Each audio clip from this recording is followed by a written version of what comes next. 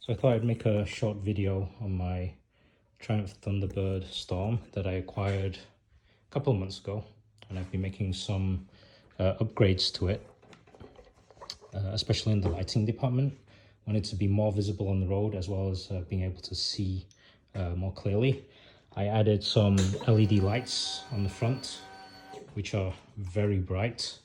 I may have to dim them down a little bit, tone them down so that it's tolerable for oncoming traffic. I was told that they're super bright. I also added back here a set of LED lights in addition to the stock one. This one I didn't connect to the running light to it, but it has the brake light. I wanted it to be more visible on braking, especially.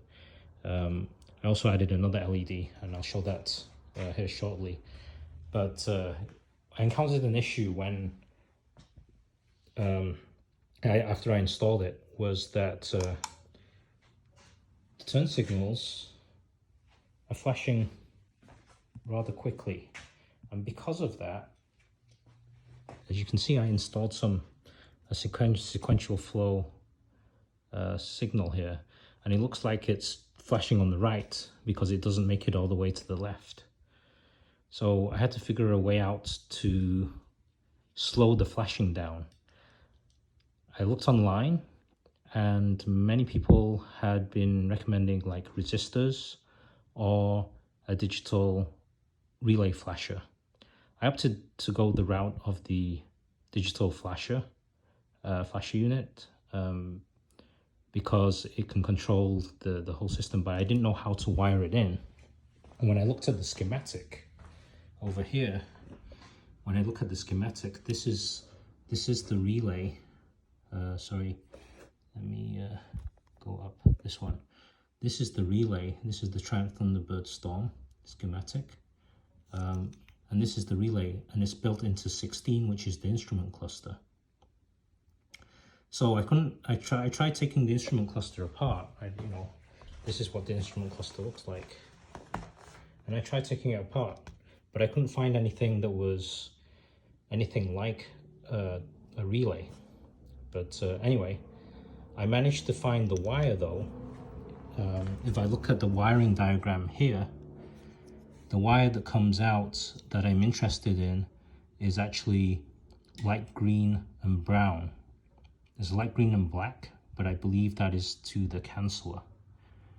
The light green and brown, which is what the N stands for, goes up through a diode pack and then through to the controls, the left-hand controls for the left and the right turn signals, and these are the turn signal lights, green and red and green and white. So what I did was I interrupted the stock flasher. This is the stock flasher here. I went to the light green and brown, pulled that out of the cluster, or pulled that out of the connector to the cluster and into the flasher. And then the positive side of the flasher unit, which I'll show you in a second, I connected to red and green wire, which provided power to the instrument cluster. So I'll go back to the motorcycle. So this is the flasher unit that I was referring to. This is the wiring. So as you can see, I have positive, the battery, going to a green and red wire, and then for the signal, for the turn signal, it goes to green and brown wire. You can just see it here. So after doing that, this is just to show you what I was seeing initially, and it was working. The lights are working great. However, it's flashing too quickly.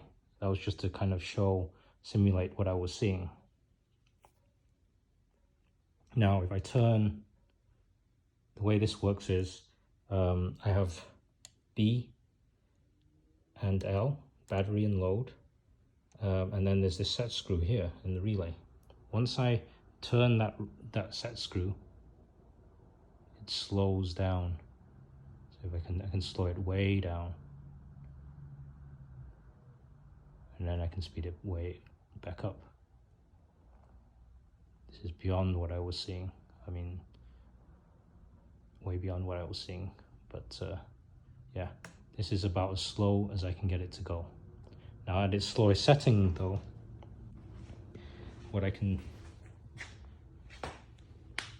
show is that it's going all the way across at this point. Going to the right looks like it's not quite making it. Not sure if I can turn it any more than that. Ah, yes, there's still more adjustment. So slowed it down even more. So now you can see it's going all the way across. And then the same for the left. It's going to the left. Okay. Turn indicators still work on the cluster itself, and this has a nice little clip on it. It can actually clip onto here, clip onto the back here, and then I can put this boot on. Once I flip it over, we maintain all the stock functions that I know of so far. Not sure if it affects auto cancel yet. I'll have to try that out to see. But you know, if I off and then I go to the right,